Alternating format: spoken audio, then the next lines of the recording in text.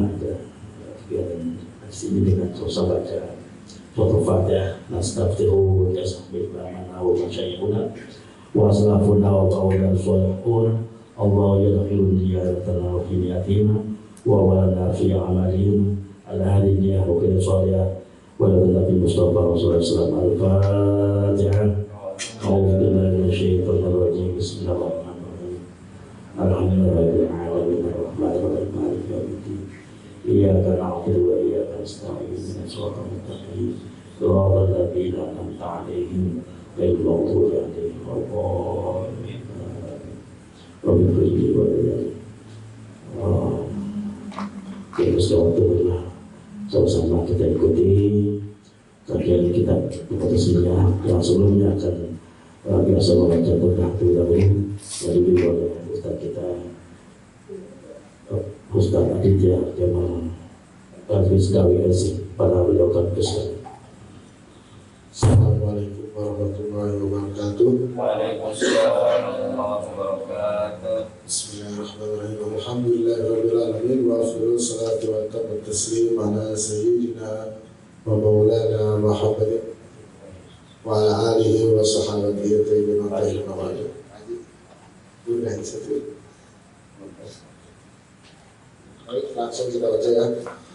Maulaya salli wa sallim daiman abadan ala habibika khairil khalqi kullihim bi amin tadhakuri jiradin bithi salamin azad salam jara min muqlatin abadil lihu min tilqani kafimatin wa awbadan في الظلماء من نظام مولاي صل وسلم دائما أبدا على حبيبك خير الخلق كلهم فما لعينيك إن قلت كفى وما لقلبك إن قلت استفيق يعيني أيحسب أن الحب منكتم ما بين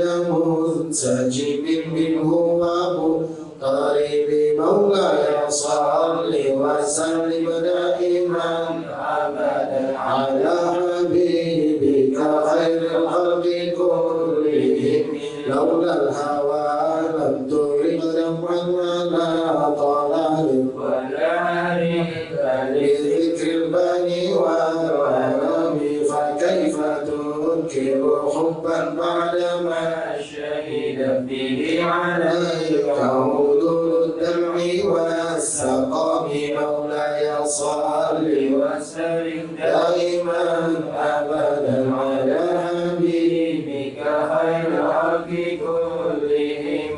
لعن سرى طيف من اهوى فأرقاني وحب طريق اللذة بالآلام مولاي صل وسلم دائما أبدا على حبيبك خير الخلق كلهم.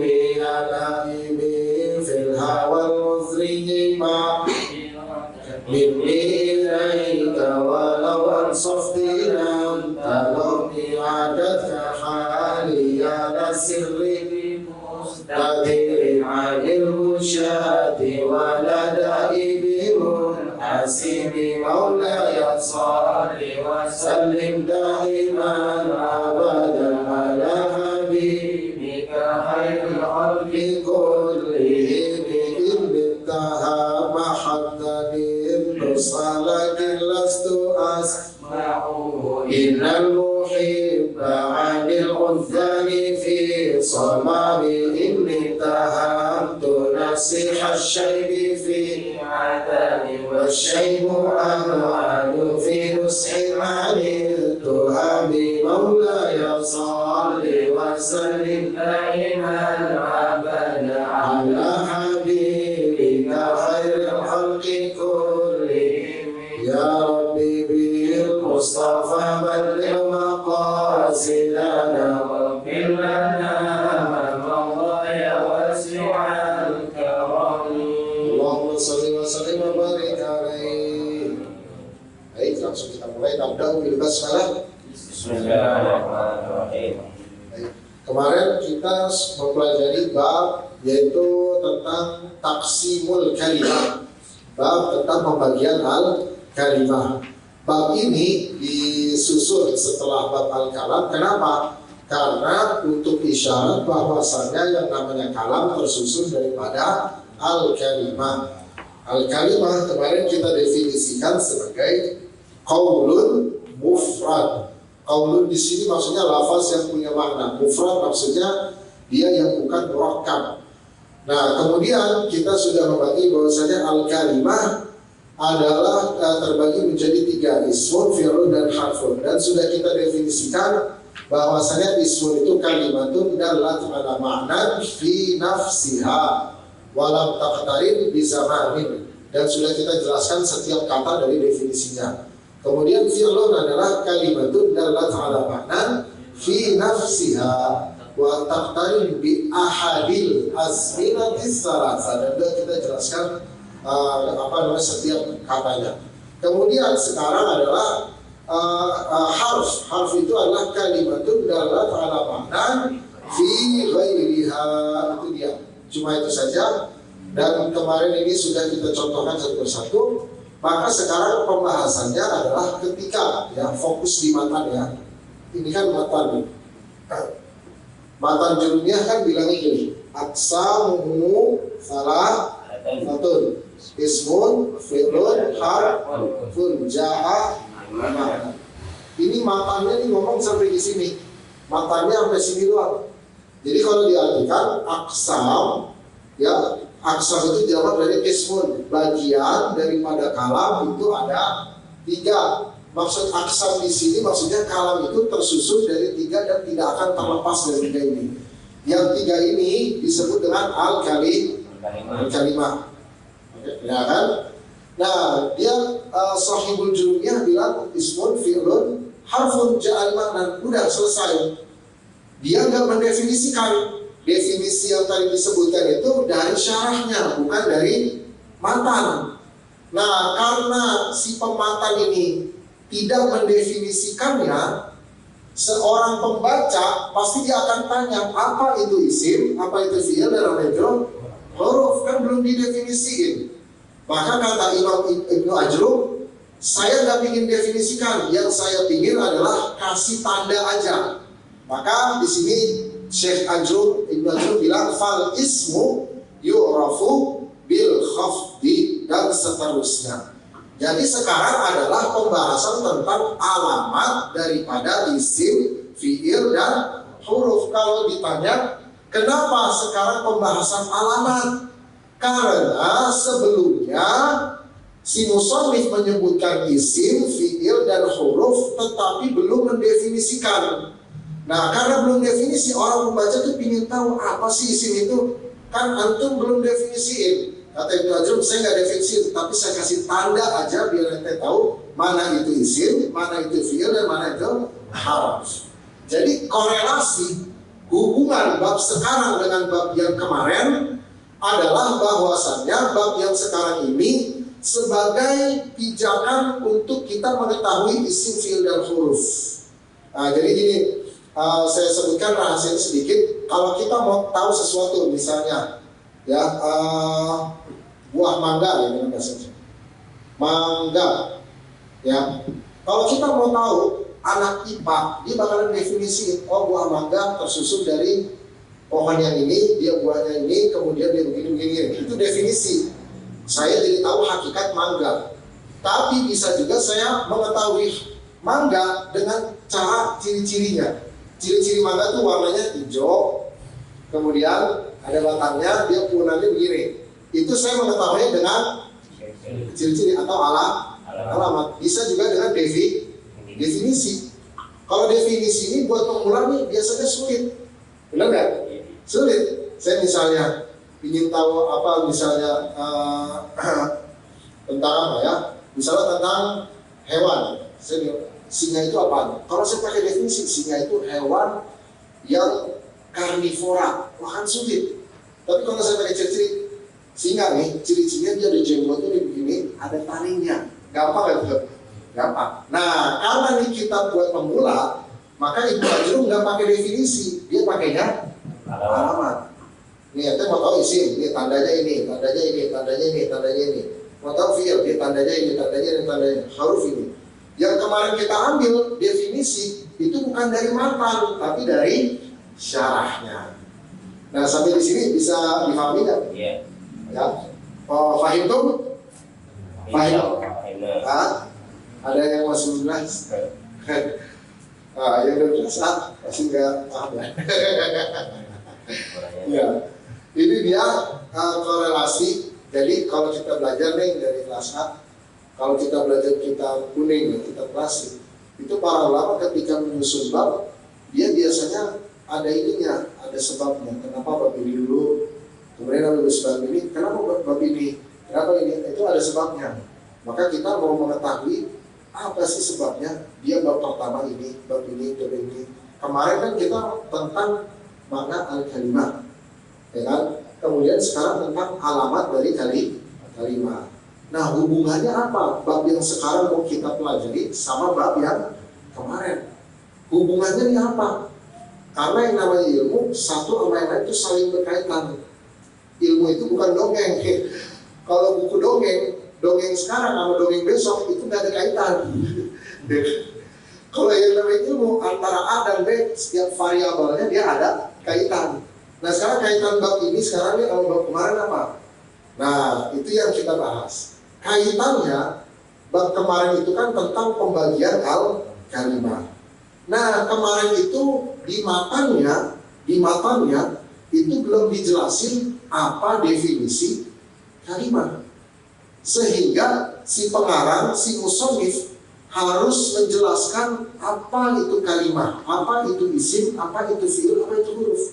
Tapi ngejelasinnya sekarang dia bukan dengan definisi, ngejelasinnya dengan menyebutkan alamat. Ente mau tahu isim, nih isim tandanya ini, nih isim tandanya ini, nih fi'il tandanya ini. Kenapa bukan dengan definisi? Karena Imam Ibnu Ajrum membuat kitab ini dalam rangka untuk para pemula dalam ilmu nahwu. Karena kalau dalam definisi biasanya sulit. Maka kemarin itu kita sebutin definisi, itu definisi bukan dari matan ajrumiyah, tapi dari syarah. Jadi begitu, simpelnya. Berarti definisi itu lebih pada agak sedikit teoritis ya? Ya, teoritis sekali, sangat teoritis. Kalau ini kemudian kalau yang alamat itu lebih pada praktikal langsung. Ya, dia lebih kepada itu praktik dan lebih kepada sifatnya itu indrawi. Jadi bisa diraba, bisa dilafazkan, bisa kan, jadi lebih jelas. Ibarat kata, mohon maaf nih, kalau yang namanya anak kecil baru belajar, kan nggak bisa dia dengan sesuatu yang abstrak, yang susah. Dia pasti sesuatunya yang jelas-jelas. Ya. Gitu. Itu dia kaitannya antara bab kemarin dengan bab sekarang. Nah, sekarang kita masuk ke inti alamat daripada isim. Oke, alamat isim yang disebutkan nih, alamatul ismi. Alamat itu kalau bahasa Indonesia apa artinya? Alamat itu artinya ciri atau tanda. Kan kalau di bahasa Indonesia alamat rumahnya gimana? Tanda rumahnya gimana? Nah, kalau yang namanya tanda atau ciri berarti dia pembeda dari yang lain. Dan sekarang membeda isim pertama, ya al-khafat. Al-khafat. Yang kedua dia adalah tanwin. Terus yang ketiga adalah dukhul al. Yang keempat adalah dukhul hurufil jar atau khafat. Ini 1, 2, 3, 4. Yang kelima adalah dukhul hurufil qasam. Oke, berarti ada berapa semuanya? Ada 5. Yang pertama adanya khafat. Yang kedua adanya tanwin. Yang ketiga bisa dimasukin alif lam. Yang keempat kemasukan huruf jar. Yang kelima bisa kemasukan huruf qasam. Jadi kalau misalkan saya menemukan tanwin, ya berarti dia adalah isim. Saya menemukan khafat, berarti dia isim. Kalau ada alnya, otomatis dia isim. Paham gak nih? Kalau ada huruf jar berarti dia isim. Kalau ada huruf kosong berarti dia isim. Nah, sekarang kita mulai dari yang paling mudah dulu. Pertama yang ada al. Pertama ada al. Jadi kalau misalnya saya buka Al-Quran nih, buka Al-Quran, terus ada kata Al-Furqan. Ini saya tanya, ini isim, fi'il apa huruf? Isim. Kenapa kamu? Nah, berarti kan kita bisa mengetahui hakikat ini dengan adanya al. Itu ada al, berarti dia isim. Ya kan? Terus saya tanya lagi misalnya, Al-Qari'ah. Ini kira-kira isim, fi'il apa harf? Isim. Isim. Karena tadi lagi karena ada al. Ya kan? Berarti di sini kemasukan al atau adanya al menjadi tanda dia adalah isim. Ya kan? Atau di Quran saya bilang nih, misalkan ada kata apa ya? Asjad. Ini dibaca apa? Asjad. Kira-kira isim fi'il apa huruf? Fi'il. Ya kan? Kita nemukan satu teks di dalam syair bahasa Arab, bunyinya al-asjad. Kira-kira isim fi'il apa huruf? Isim. Karena ada al ya kan? Sebelum ada al dia isim fi'il apa huruf? Tetap dia isim. Makanya kita bilang yang menjadi tanda isim adalah dukhul. Maksudnya apa? Dia bisa dimasukkan alif lam. Jadi ketika dia nggak ada alif lam, tetap dia sebagai isim. Tapi dia bisa dimasukkan alif lam. Maka di sini nanti di dalam kitab Jurumiyah tandanya adalah dukhul. Kenapa dibilang dukhul? Dukhul artinya apa dukhul? Masuk. Artinya dia bisa dimasukkan alif lam. Maksudnya gimana? Kalau kita nemuin di teks lain ada alnya, berarti yang nggak ada alnya dia tetap isim. Begitu maksudnya? Selain isim nggak ada lagi yang bisa. Nggak ada lagi. Makanya kita bilang ini alamat ciri. Dia cuma buat isim. Nggak bisa, yang lain nggak bisa. Nah kalau misalnya kayak alhaakumut takatsur, itu kan ada alnya tuh. Nah ketika kita bilang ini ada alnya, tetapi ternyata abis ini ada kata kum. Kalau bisa kata kum pasti sebelumnya fi'il, ya kan? Berarti di sini bukan al. Berarti di sini al hanya dia fi'il. Jadi kalau mudahnya adalah kalau di depannya ada al pasti dia isim. Paham dong? Paham ya? Dia menjadi ciri di mana aja, mau di kamus, mau di Quran, di hadis, ya. Kemudian apalagi misalnya ya. Artinya begini saja, kalau ada alif lam pasti isim, tapi yang tidak alif lam belum tentu bukan. Yes, ya. itu poinnya. Ya. Kalau dia ada alamat secara umum, ada alamat isim, pasti dia isim.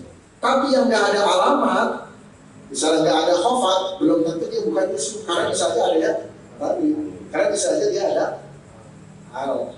Begitu. Sampai di sini apa nih? Berarti alamat yang pertama adalah al, dukhul al.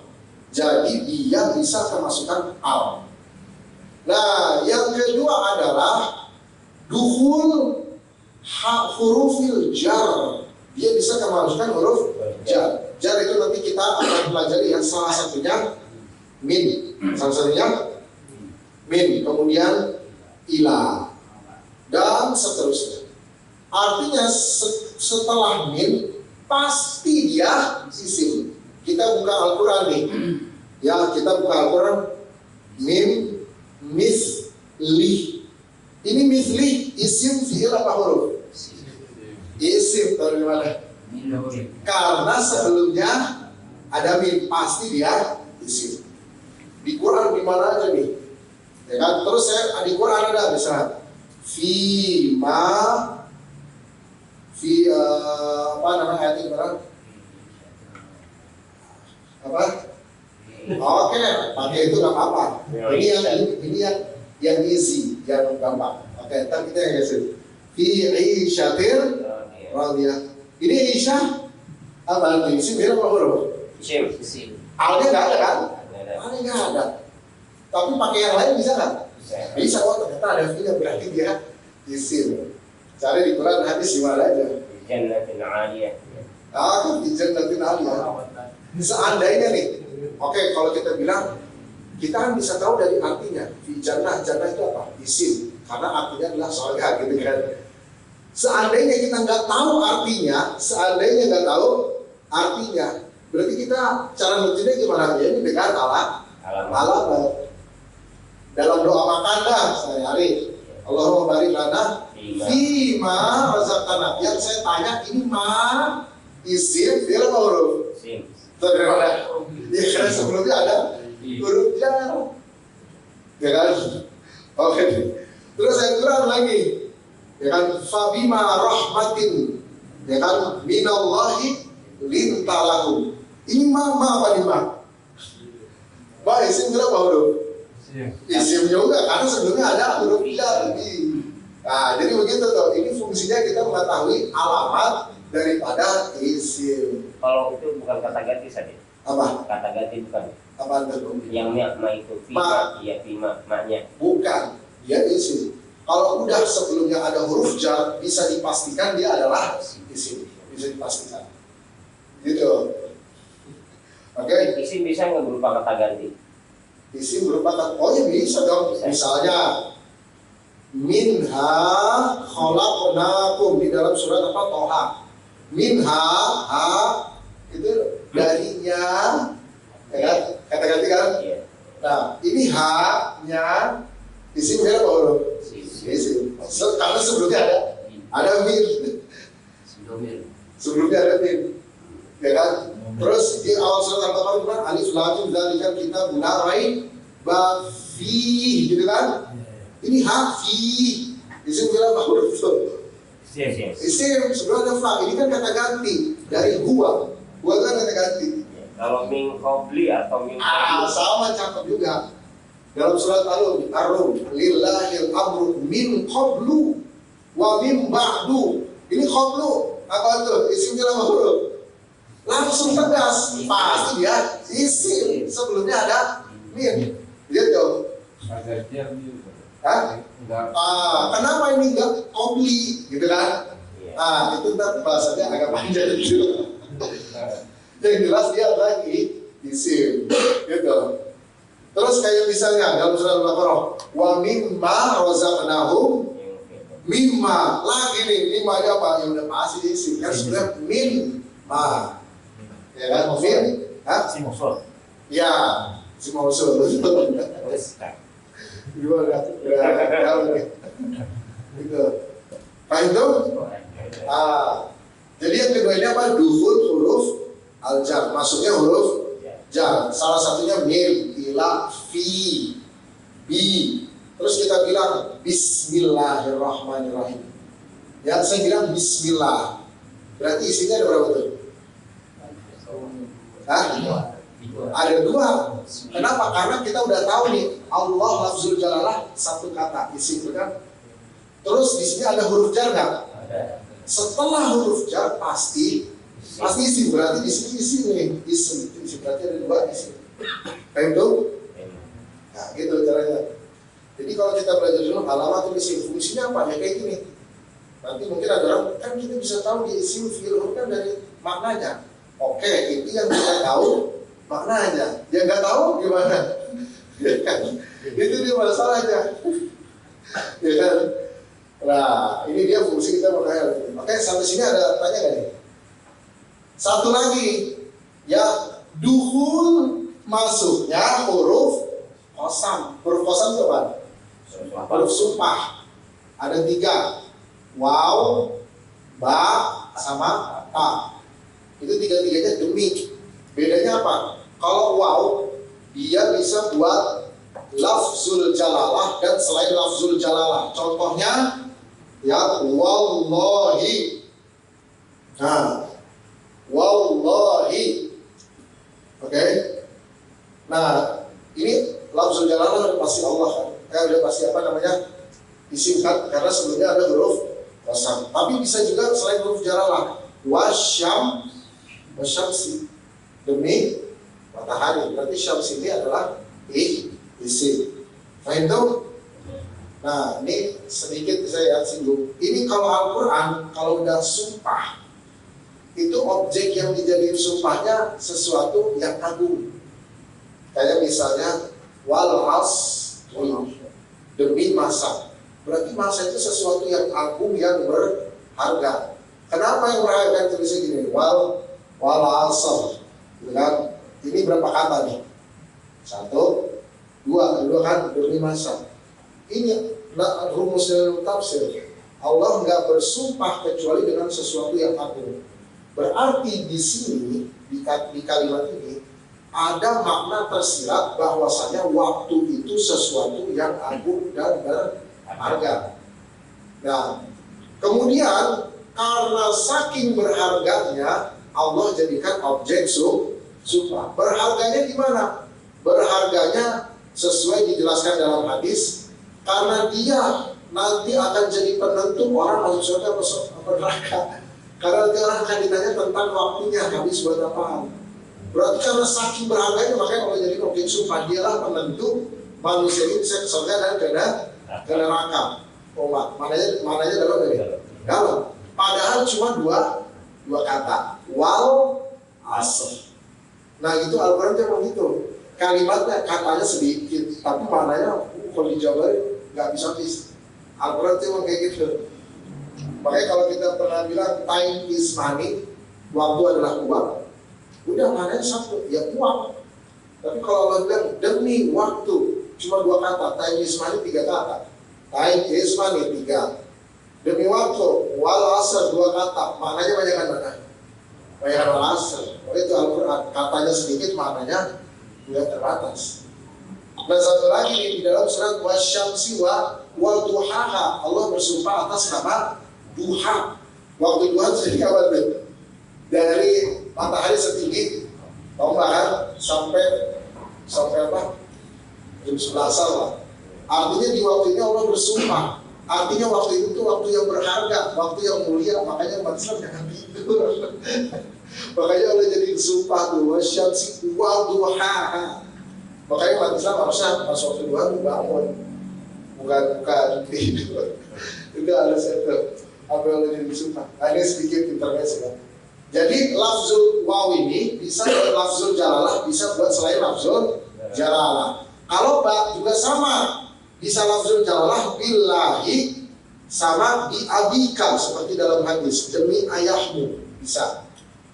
Nah, faham dong? Tapi kalau ta itu khusus buat lafzul jalalah, tallahi itu khusus. Oke? Wadah sampai sini paham? Berarti alamat yang udah kita lihat adalah pertama masuknya alif atau al. Yang kedua masuknya huruf jar. Yang ketiga adalah huruf qasam. Baru satu lagi khafat dan tanwin. Adakah sampai sini pertanyaan? Tidak ada? Khafat itu apa ya? Khafat. Nanti kita bahas sebelum. Oke. Kalau matan itu apa bahasa lain? Matan itu intisari atau ringkasan, rangkuman. Oke, sampai sini jelas ya? Ada tanya? Nggak ada ya? Nggak ada. Saya hapus ya? Saya hapus. Kita sekarang membahas tanwin dulu nih. Oh, ada yang menggunakan matan teks asli. Kalau dikatakan teks asli, syarah juga punya teks asli. Ini kurang tepat, ya kan? Syarah juga teks asli. Kita katakan dia adalah rangkuman dari satu ilmu, gitu.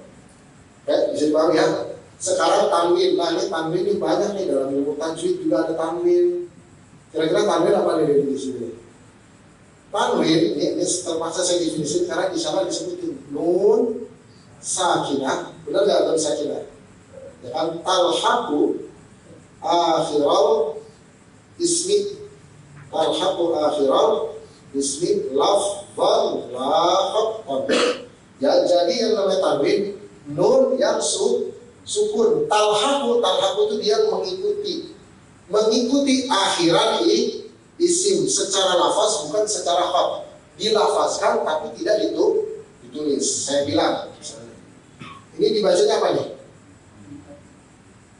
Muhammad ini dibaca gimana? Muhammadun. Muhammadun. Ada tanwin kan? Ada nun kan? Muhammadun. Nunnya sukun nggak? Sukun. Benar kan? Ditulis nggak?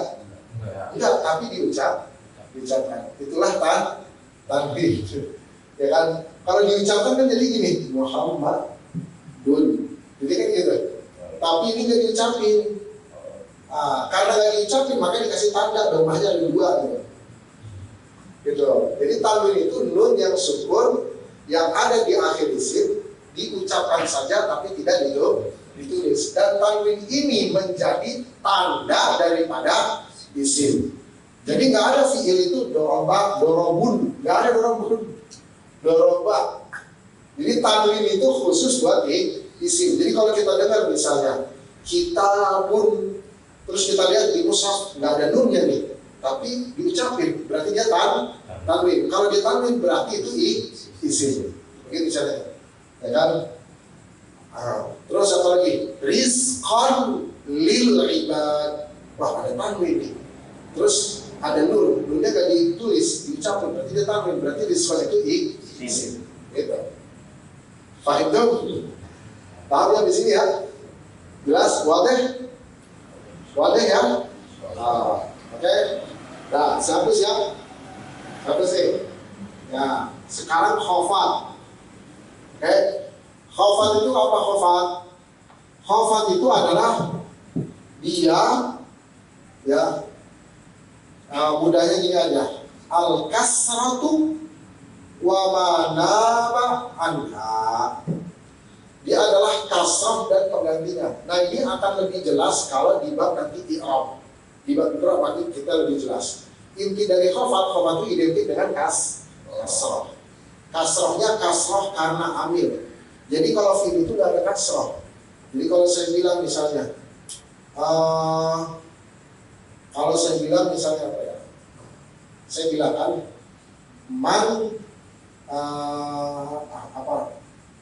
saya bilang misalkan apa ya? Contoh di Quran. Allah sab'i samawati. Alhamdulillahi Rabbil alamin. Ini Rabb, isim fi'il apa huruf? Isim, karena dia ada kasrah. Kasrah pada akhiran kata. Kasrah pada akhiran katanya akhir. Alhamdulillahi Rabbil alamin. Terus saya bilang maliki yaumiddin. Nah, ini saya tanya, ini malik isim fi'il apa huruf? Kenapa itu? Ada kasrah di akhirnya. Yaumi isim fi'il apa huruf? Isim juga karena ada kasrah di akhirnya. Itulah yang namanya khofat. Nah, nanti kita akan lebih detail di bab i'rab. Oke? Sampai sini ada tanya? Berarti alamat isimnya ada berapa nih? Ada 5. Pertama, khofat. Yang kedua, tanwin. Yang ketiga, dukhul al atau dukhul alif lam sama aja. Yang ketiga, dukhul hurufil jar. Yang kelima adalah dukhul hurufil jar. Sampai sini ada tanya? Ada di kitab nih dukhul khafdi. Iya, khafdi sama khafat sama. Bukan jar ya? Kalau kadang-kadang ulama bilangnya jar, kadang-kadang khafat. Kadang-kadang ini, kadang-kadang itu. Sama. Iya, maknanya sama. Cuma bedanya ini aja penambahan. Kalau kan di nahwu ada mazhab, di fikih kan ada mazhab, di nahwu juga. Kalau di mazhab Kufah itu yang dipakai khofat. Kalau di mazhab Basrah itu yang dipakai jar. Sebenarnya dua-duanya sama. Kalau bahasa Inggris biasanya Inggris Amerika sama Inggris British ya. Ya, sama gitu persis. Persis, karena ini guru bahasa Inggris jadi jangan.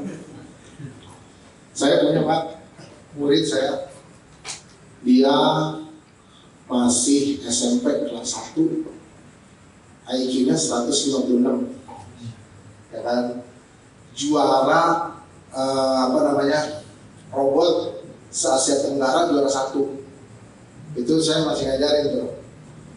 Terus dia hafal Quran 30 juz.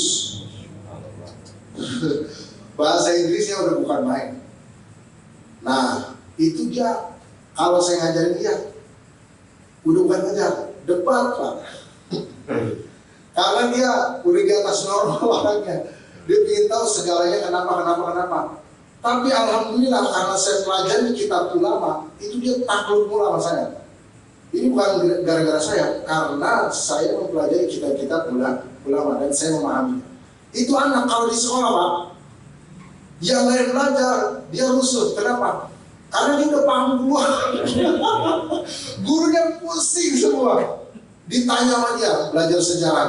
Bu, apa sih pentingnya kita belajar sejarah, ngapal-ngapalin ini, emang kita buat apa gitu. Wah, guru sejarah pusing. Kata dia, mungkin kamu gak suka, yang lain siapa tahu. Kan jawaban begitu mah gak sah. Nah, alhamdulillah karena saya punya basic mantik, punya basic ini, alhamdulillah kalau depan saya bukan saya sombong takluk. Ini bukan gara-gara saya, tapi karena jerih payah para ulama dalam buka ilmu. Itu alhamdulillah para IQ saya, IQ dia tinggi dia kemana-mana. Itu sampai dia kalau nggak beralasan dia tuh nggak mau. Sampai dia kalau di kelas dia rusuh apa, tapi dia pintar Pak. Tapi alhamdulillah tadi baru saya taklukin, akhirnya dia mau dari di kelas. Itu bukan apa namanya, bahwasannya para ulama itu cerdas dan brilian, dan kita harus bisa ke situ. Kalau kita bisa ke situ ikutan brilian kita, ya kan? Apalagi pas nanti insya Allah mudah-mudahan kita bisa sampai ke ilmu mantik gitu. Amin. Ya. Satu lagi Pak, dia itu bisa cerdas Pak, bisa jenius. Saya nanya mamanya, itu gimana sih itu anak? Padahal namanya biasa. Ternyata Pak, ini buat kita semua lah. Itu emaknya dari semenjak kandungan itu dibacain buku mulu sama dia. Jadi semenjak kandungan dia baca buku-buku sains tentang apa universe, alam semesta. Itu dia ngajakin si bayinya ngobrol, udah kayak anak yang paham aja. Jadi dibuat si anak itu paham, dia ngobrol, bukan anaknya malah dibuat kayak on gitu. Dia dibuat paham. Sampai dia lahir, itu sambil ditetein, anaknya terus aja dibacain tuh. Seakan-akan anaknya paham, diajak ngobrol, diajak apa. Umur 4 tahun dia bisa ngomong bahasa Inggris 1 jam gak berhenti. Umur 4 tahun Pak. Nah, terus saya ambil kesimpulan, emang benar dalam hadis Rasulullah, kalau bayi yang baru lahir itu dilahirkan dengan fitrah. Jadi dia ibaratnya kertas putih ini mau ditulis apa ini. Nah itu dia udah kejadian. Jadi kalau dibilang IQ keturunan, nggak benar Pak. Ini IQ dibentuk memang dari awal. Makanya ada istilah al-ummu madrasah, ibu adalah madrasah pertama. Tapi emang saya juga lihat apa dikira ke Jepang untuk kelahiran sebenarnya ketika bayi sudah di perut udah dianggap 1 tahun kan katanya gitu. Oh gitu ya? Di Korea atau di Jepang itu, jadi Korea kalau nggak salah, jadi bayi di kandungan udah dianggap udah setahun hitungannya kelahir, berarti udah 2 tahun gitu ya. Itu Pak, betul. Itu dia sekarang pelajaran profesor, pelajaran S2, S1 itu dipelajari sekarang Pak. Saya bingung ke depannya gimana ini. Orang mana itu? Sini melatih mas Pak dekat. Iya. Gitu. Iya dia apal pernah juga Pak, saya suruh gampang. Iya. Dan dia kan bisnis ini, bisnis kripto tuh. Itu sekarang duitnya di kripto udah 10 miliar Pak. Kata saya bagi-bagi dong. Benar halal tuh masih debatable itu ya. Kenapa? Halal gitu kripto. Iya kalau masalah halalnya itu ntar dulu maksudnya kita ngomong itu. Maksud saya ini orang kok bisa ke situ gitu ya. Iya gitu. Ternyata kalau saya bilang emang bisa dibentuk gitu. Dan saya tanya anak nomor 1 beasiswa Turki, nomor 2 beasiswa kedokteran. Waduh. Yang 1 IQ-nya 125, yang 1 140. Terus ibunya saya tanya, ibunya prestasi kali? Enggak, biasa-biasa saja ibunya. Berarti ada orang Islam kayak gitu ada ya? Ada Tapi Pak. orang Cina semua itu. Cuman Pak, kita ini nggak tahu cara ngebentuknya. Satu itu, yang kedua kita mager Pak, males.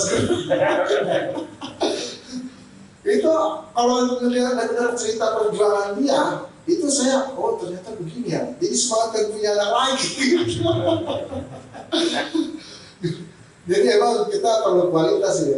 Dia bilang sih batasnya lagi mas-masnya itu umur 4 tahun sampai umur 4 tahun. Jadi terus saja buak terus. Dan emang ibunya harus yakin, dia emang yakin sih Pak Daryawan gitu. Jadi kalau mungkin Bapak punya anak, yang punya anak gitu, bisa dibilangin gitu. Mudah-mudahan banyak umat Islam yang begitu, gitu kan. Kita perlu jangan Habibie doang. Iya. Habibie wafat nggak ada lagi gitu kan. Gimana kan apa yang mulu nggak gitu? Iya. Itu dia beli apa-apaan pakai duit dia Pak, nggak pernah pakai duit orang tua. Pernah dia satu kali ya karena dia mikirnya logis kan. Karena dia beli pakai duit dia sendiri, itu dari kelas 6 SD Pak, dia menangin duit dia sendiri. Duitnya SD aja udah 200 juta Pak. Duit SD itu Pak, saya aja nggak megang segitu ya udah segini kan. Nah, lalu dia bilang katanya, buat apa katanya menghormatin mama katanya, kan duit aku katanya. Jadi pikirannya jadi begitu Pak. Jadi kan, jadi kan buat diatur sama mamanya. Dia bisa hidup sendiri kan, beli rumah sendiri juga bisa ya. Jadi buat apa hormat? Ya kalau orang-orang pikirannya itu nasihatinnya kan nasihatin agamis ya. Bisa bilang aja sekarang ini tanpa ibu ente bisa nggak ente keluar? Dia bilang nggak bisa ya. Udah kena di sini logis. Oh iya benar juga. SMP. Sekarang baru kelas 1 Pak. SMP. Iya. Baru kelas 1. Ya ngeri-ngerinya itu kalau nggak dibimbing agama ya harus bisa tes kan? Iya, tapi alhamdulillah Pak kalau menurut saya takluknya dia kalau mau pikiran Stephen Hawking Pak, kan Pak ya, yang ahli fisika yang ateis, iya. Ya kan. Terus baru tadi saya bilang dia tuh berpikir kalau sains itu benar, ya memang sains itu pasti saya bilang. Cuman ada hal-hal di luar sains, kebetulan dia lagi suka sama cewek, coba jelasin gimana ente bisa suka sama dia secara sains. Kenapa bisa timbul? Dia bingung katanya. Berarti ada hal yang di luar sains, ya itu nggak bisa dijelaskan. Dia begitu. Dia mengakui. Kata saya makanya nanti jangan pikirannya jangan terkungkung. Oke sains itu pasti, tapi kan di dunia bukan sains doang, ada yang lain. Itu tuh dia gitu. Jadi kalau saya belajar dia capek Pak. Tapi seru Pak. Itu otak saya jadi muter dulu. Ini saya bubaran kan nggak bisa gitu ya. Kayaknya ibunya itu bacanya buku sains dulu, agamanya kurang jadi. Emang gitu Pak. Tapi beruntung ya pas SD dia masukin sekolah ke Islam ada program tahfiz. Nah, tapi di sisi lain juga pas dia baca Al-Quran dia sandingin sama sains. Benar ayat Quran begini. Jadi dia ada kemungkinan buruknya ada, kemungkinan baiknya juga ada. Emang harus dituntun gitu. Gitu Pak. Ya mudah-mudahan kita bisa melahirkan generasi yang serius lah ya. Nambah dia itu kayaknya.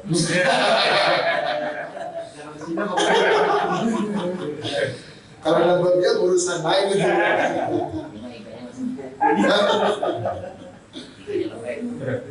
Jangan bapaknya mau nambah dia ya. Masih bisa Pak. Oke Pak ya, kita baca Pak ya. Ya, bismillahirrahmanirrahim. Alamatul ism di buku ya. Alamatul ismi. Qala falismu yu'rafu. Ini matanya dulu ya, saya bilang ini matan. Falismu. Maka ada pun isim yu'rafu bisa diketahui bil khafdi dengan khafat. Bil khafdi atau bil jarri sama. Kalau di alfiah itu kan gimana tuh? Kalau modal wafil mufidun kastaqim wasmun wafilun wafilun thumma harfunil kalim wahiduhu kalimatun wal qawlu an wa kalimatun biha kalamun qad bil jarri wa tanwini wa nida wa al wa musdamin bil ismi tamyizun hasal. Jadi bil jar atau bil khafat itu sama. Yang kedua wa tanwin amin wa dukhulil alif wal lam. Sebagian penulis kitab nahwu ada yang bilang al, ada yang bilang al alif wal lam. Tapi yang lebih singkat adalah pakai al. Jadi, itu yang pertama. Jadi yang lebih unggul adalah dengan kata al. Yang kedua, kalau yang namanya orang Arab itu kalau katanya terdiri dari satu huruf itu disebut namanya. Dan yang juga, ya kan? Jadi Pak, ini huruf nih. Ini huruf kan? Ini huruf nih. Bunyinya apa ya? Bunyinya ba. Namanya dia punya nama. Namanya alba. Itu namanya nih. Namanya apa? Alba. Kayak misalnya gini. Ini apa nih? Itu hurufnya. Namanya apa? Afta. Ya kan? Ini apa nih? Za. Nama dia punya namanya Zai. Namanya apa? Zai. Jadi ada huruf, ada nama.